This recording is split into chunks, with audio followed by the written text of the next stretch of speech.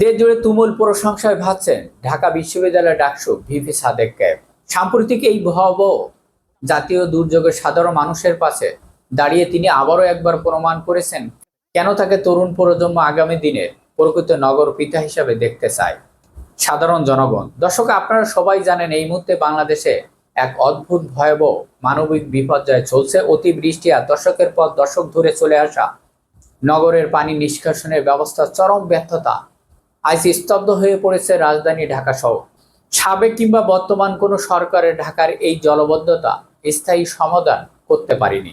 ওয়াসা কিংবা সিটি কর্পোরেশনের চরম উদাসীনতা আজ ঢাকা কোথাও হাঁটু পানি আবার কোথাও কোমর পানি ছাড়িয়ে গেছে। মানুষ ঘর থেকে বের হতে পারছে না, চারিদিকে বিদ্যুৎ, অন্ধকার আর এক ভয়ঙ্কর পরিবেশে তৈরি হয়েছে এক মহা বিপর্যয়। ঢাকার এই রূপ কখনো আগে দেশের মানুষ দেখেনি। কিন্তু এই চরম সংকট মুহূর্তে যখন সাধারণ মানুষের হাহাকার, ঠিক তখনই ত্রাণ নিয়ে মাঠে নেমে পড়েছেন তরুণ প্রজন্মের নেতা ডাকসু ভিপি সাদেক ক্যাব এবং তার দল। তবে এবারে চিত্রটা শুধু রাজধানীর গলিতেই সীমাবদ্ধ নয়। আমরা দেখতে পাচ্ছি এই দুর্যোগের টেকনাফ থেকে তেঁতুলিয়া সারা বাংলাদেশের সর্বস্তরের মানুষ আজ এক সুতায় গেঁথেছে। দেশের বিভিন্ন প্রান্ত থেকে সাধারণ মানুষ, তরুণ সমাজ এবং ছাত্র সমাজ নিজেদের জমানো টাকা ত্রাণের গাড়ি নিয়ে দলে দলে ছুটে আসছেন বন্যা কবলিত মানুষের পাশে দাঁড়াতে।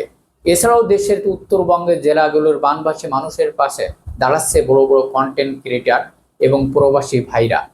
তারা পাঠাচ্ছেন কোটি কোটি টাকার তহবিল। এ যেন এক নতুন বাংলাদেশের প্রতিচ্ছবি। দর্শক, যেখানে বিপদে পড়লে ভাই ভাইয়ের পাশে এসে দাঁড়ায়। সবচেয়ে গুরুত্বপূর্ণ কথা হলো বাংলাদেশের শীর্ষস্থানীয় বড় বড় কন্টেন্ট ক্রিয়েটাররা এবার শুধু ক্যামেরার সামনে বড় বড় কথার বলি শোনাচ্ছেন না, সরাসরি তারা এবার নেমে এসেছেন বানভাসী মানুষের পাশে এবং নিজেরাই ট্রাক এবং স্পিডবোট নিয়ে দুর্গম এলাকায় ত্রাণ সামগ্রী নিয়ে পৌঁছে দিচ্ছে। এই ইনফ্লুয়েন্সার এবং কন্টেন্ট ক্রিয়েটারদের ভূমিকা আজ পুরো দেশের তরুণ সমাজকে এক নতুন দিশা দেখিয়েছেন। সোশ্যাল মিডিয়ার শক্তি যে শুধু বিনোদনের জন্য নয়, বরং মানুষের জীবন বাঁচানোর জন্য এক মুখ্য হাতিয়ার হতে পারে, তা আজ দেশের কন্টেন্ট ক্রিয়েটাররা প্রমাণ করে দিয়েছেন। আর এই পুরো মানবিক কর্মযজ্ঞের কেন্দ্রবিন্দু থেকে নেতৃত্ব দিচ্ছেন ঢাকা বিশ্ববিদ্যালয়ের ডাকসু ভিপি সাদেক ক্যাব। যেখানে সরকারি সংস্থাগুলোকেও বারবার ডেকেও যথাসময় সাড়া পাওয়া যায়নি, সেখানে সাদেক ক্যাবনেটি নিজেরাই কাঁধে তুলে নিয়েছেন নগরবাসীদের দায়িত্ব। জীবনের ঝুঁকি নিয়ে বিপজ্জনক পানিতে নেমে তারা এক ঐতিহাসিক উদ্ধার অভিযান এবং ত্রাণ মিশনের পরিচালনা করছেন।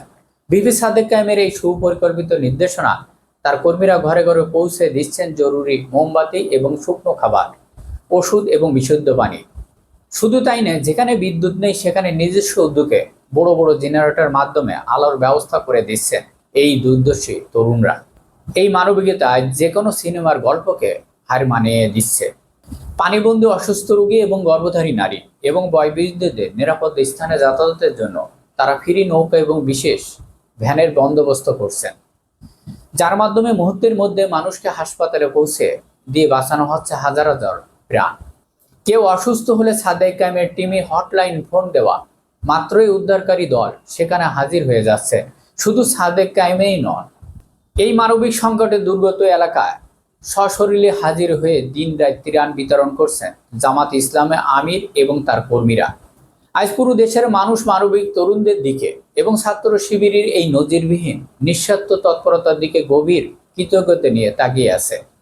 যারা সাদেক ক্যাবকে ভোট দিয়ে নির্বাচিত করেছেন, আজ তাদের বুকে গর্বে ভরে উঠছে। দলমত নির্বিশেষে ভিপি সাদেক ক্যাব দেশের সচেতন কন্টেন্ট ক্রিয়েটার এবং সাধারণ ছাত্র জনতার এই ঐতিহাসিক কর্মযজ্ঞকে ব্যাপকভাবে শেয়ার করে সবার কাছে পৌঁছে দেওয়া আজ প্রতিটি বিবেকবান মানুষের নৈতিক দায়িত্ব।